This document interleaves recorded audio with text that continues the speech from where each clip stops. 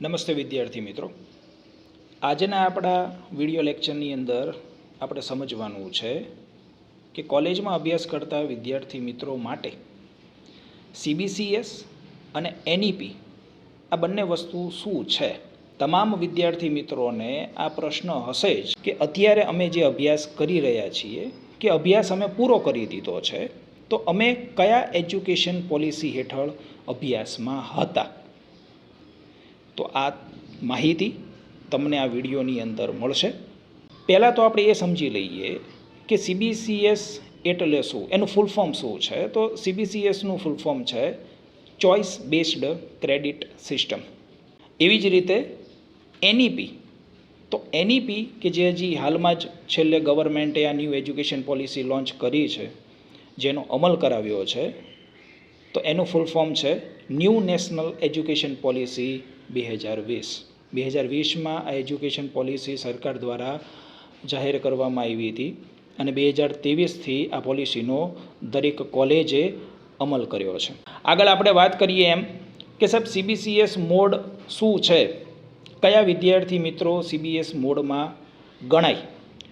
તો એવા વિદ્યાર્થી મિત્રો કે જે વિદ્યાર્થી મિત્રોએ એડમિશન 2022માં લીધેલું છે અથવા 2022 પહેલાંના કોઈ પણ વર્ષની અંદર જો તમે એડમિશન મેળવેલું હોય, તો આવા તમામ વિદ્યાર્થી મિત્રો સીબીસીએસ મોડમાં ભણે છે તેવું માનવું.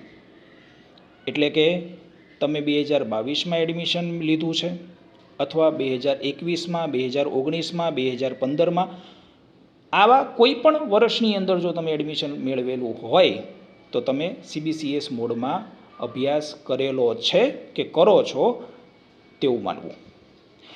એવી જ રીતે 2023 કે 2023 પછીના કોઈ પણ વર્ષમાં જો તમે એડમિશન મેળવેલું છે કોલેજમાં, તો તમે અત્યારે ન્યૂ એજ્યુકેશન પોલિસી એટલે કે એનઈપી મોડમાં અભ્યાસ કરી રહ્યા છો તેવું માનવું.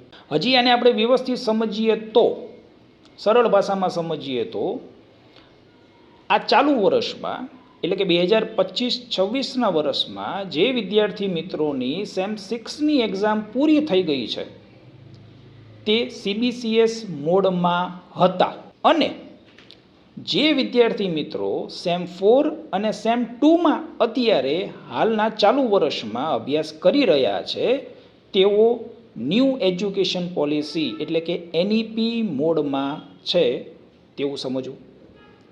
સાથે સાથે ધોરણ 12નું જ્યારે રિઝલ્ટ આવશે અને એવા વિદ્યાર્થી મિત્રો કે જે વિવિધ કોલેજની અંદર એડમિશન મેળવશે, તો આવા નવા વિદ્યાર્થી મિત્રો પણ એનઈપી મોડમાં જ કોલેજની અંદર એડમિશન મેળવશે. આ વિડીયો વધારે પડતા વિદ્યાર્થી મિત્રો સાથે શેર કરવો કે જેથી કરીને એ વિદ્યાર્થી મિત્રોને પણ એનઈપી અને સીબીસીએસ વિશે તફાવત ખ્યાલ આવે.